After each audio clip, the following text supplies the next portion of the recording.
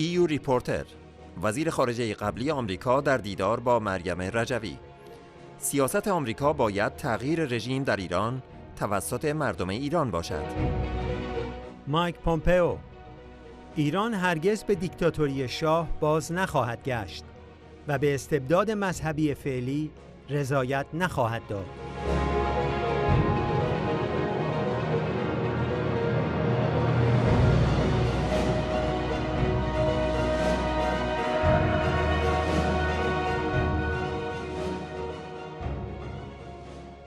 ريپورتر 8 اکتبر 2023 16 مهر 1402 نوشت: در کنفرانسی در روز جمعه 6 اکتبر با حضور مریم رجوی رئیس جمهور منتخب شورای ملی مقاومت ایران، مایک پمپئو وزیر امور خارجه قبلی آمریکا تاکید کرد که یک سال پس از آغاز قیام علیه حکومت دینی حاکم در سپتامبر 2022 واضح است که اعتراضات در ایران با هدف یک جمهوری دموکراتیک و یک ایران آزاد عاری از هر گونه دیکتاتوری بود.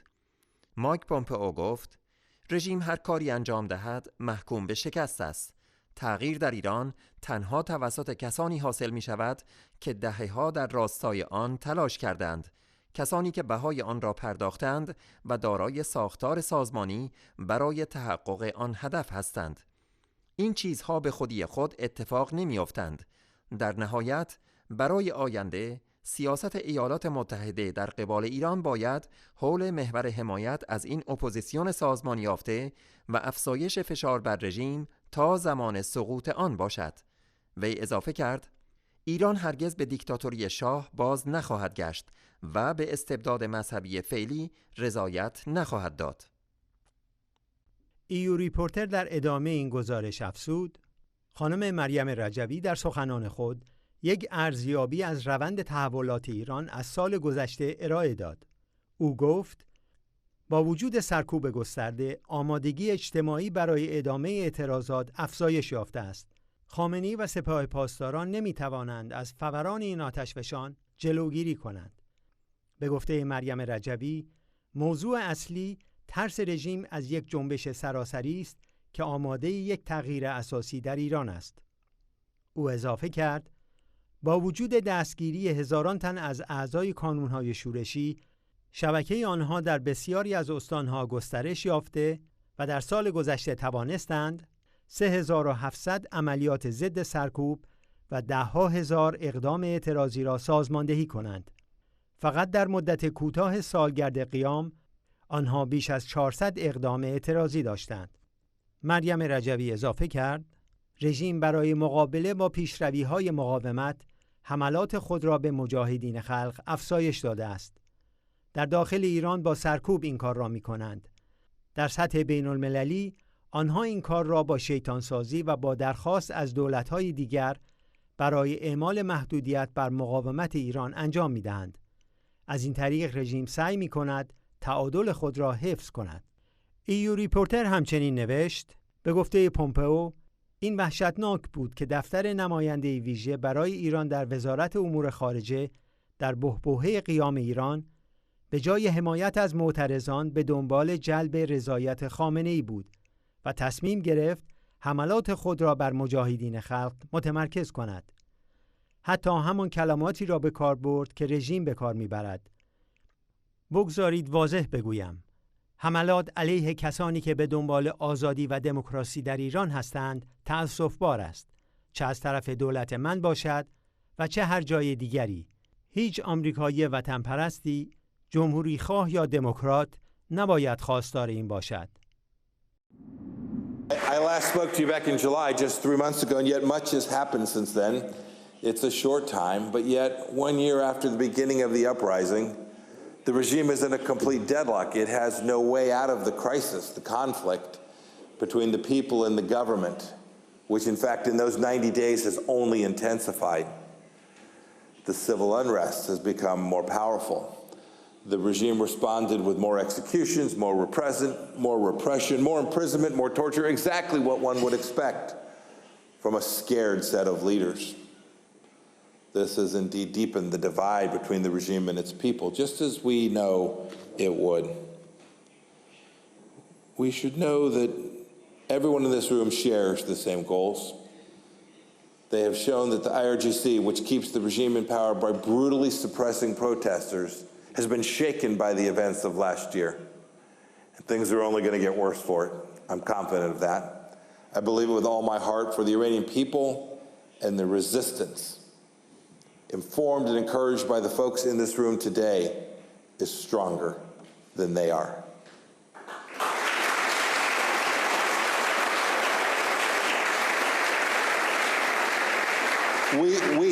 Each of us, everyone around the world must recognize what these uprisings are aimed at. They are aimed at a democratic free republic of Iran that is devoid of any form of dictatorship. That's our objective. Everyone here shares that goal.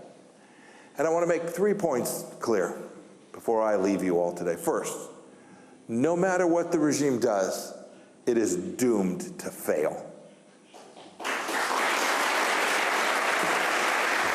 Second, and even as important, change in Iran can only be achieved by those who have been working toward it for decades, those who have paid the price for it, and contain the organizational structure to accomplish that objective. These things don't happen on their own. Finally, the future U.S. policy towards Iran has to be centered around support for this organized opposition and increasing pressure on the regime until it falls.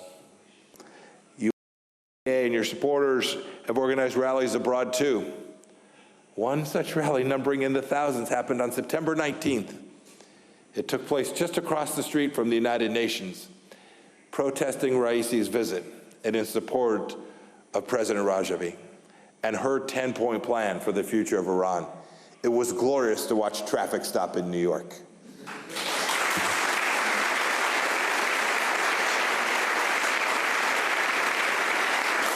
And speaking of absurd, $6 billion. $6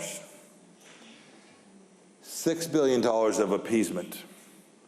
More evidence that the Biden administration's recent decision to pay to get Americans home to their families, something that I worked so hard to do for so long. We got 58 Americans home during my time in the Trump administration. $6 billion. Claims abound that this money can only be used for humanitarian purposes. You should laugh there. Let's be clear. We know this. There is zero chance this money is going to benefit the Iranian people. None. You all know this. The regime just got $6 billion to spread terror to America, to Israel, and to destroy its enemies all across the world. And it'll use this money to go after Iranian dissidents, both outside of the country and inside of the country. $6 billion to fund its brutal oppression of the organized resistance inside of Iran. This is a page straight out of President Obama's playbook. We now know that operating inside the United States government were people working on behalf of the United States ostensibly, but who were taking guidance from Foreign Minister Zarif and his henchmen inside of Iran. You know, I remember when I became Secretary of State, we cut off funding for UNRWA precisely because of this risk. We knew where this money would go. We knew that the previous administration had been listening to the leadership in Iran. We didn't know that they were so deeply infiltrated inside our government. You know, we were able to sanction Iran, put real pressure on them, and we still brought home 2 hostages. Mr. Wang and Mr. White came home to their families without giving one single dime to this terrorist regime. This policy to which we have returned, not just America, but large European powers as well, it's totally counterproductive.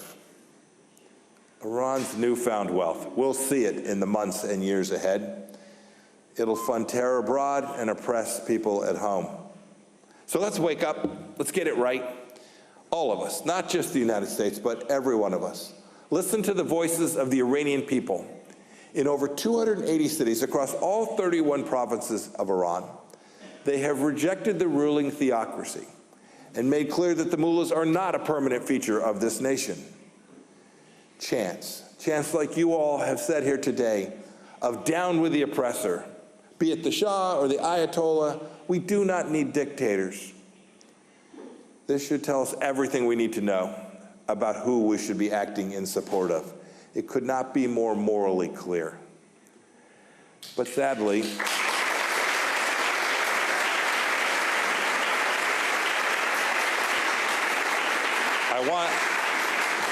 I want to close with joy and opportunity, because I believe it is real and it is deserving. As we seek to support the resistance movement inside Iran and out, we must consider what the future should hold for Iran, what it should look like. What is it we want? Everyone here wants freedom for the Iranian people.